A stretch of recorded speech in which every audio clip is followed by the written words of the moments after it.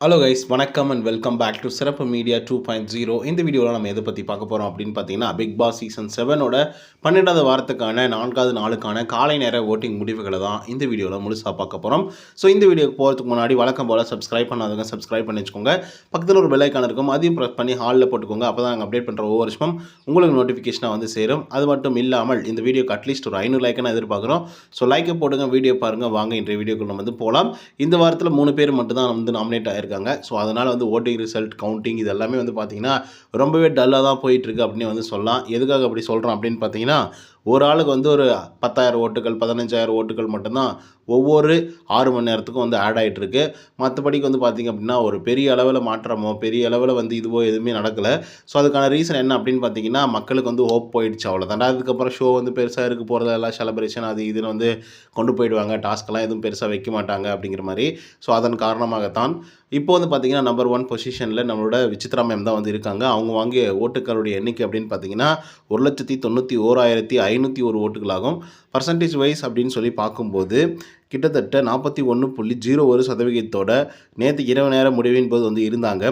இப்போது 40.71% வந்து இருந்துகிட்ருக்காங்க நம்மளோட விசித்ரா மேம் அவர்கள். ஸோ இவங்களை பொறுத்தவரையிலையும் பட்டையை கிளப்பிட்டுருக்காங்க அப்படின்னே வந்து சொல்லலாம். அதுக்கான ரீசன் என்ன அப்படிங்கிறது உங்களுக்கு நல்லாவே தெரிஞ்சிருக்கும். வெளியிலிருந்து வந்த ஃபேரன்ஸ் கூட நிறையவே வந்து பார்த்திங்க அப்படின்னா காம்ப்ளிமெண்ட் வந்து விசித்ரா மேமுக்கு வந்து கொடுத்துருந்தாங்க. இப்போ செகண்ட் பொசிஷனில் யார் இருக்காங்க அப்படின்னு பார்த்தீங்கன்னா ரவீனா மேம் வந்து இருக்காங்க.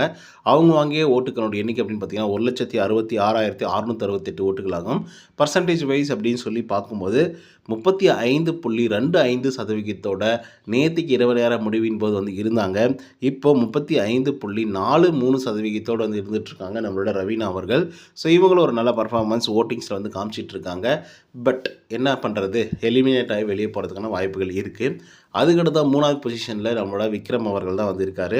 அவர் வாங்கிய ஓட்டுக்களுடைய எண்ணிக்கை அப்படின்னு பார்த்தீங்கன்னா 1,12,192 ஓட்டுகளாகும். பர்சன்டேஜ் வைஸ் அப்படின்னு சொல்லி பார்க்கும்போது 23.74% நேற்று இரவு நேரம் முடிவின் போது வந்து இருந்தாங்க.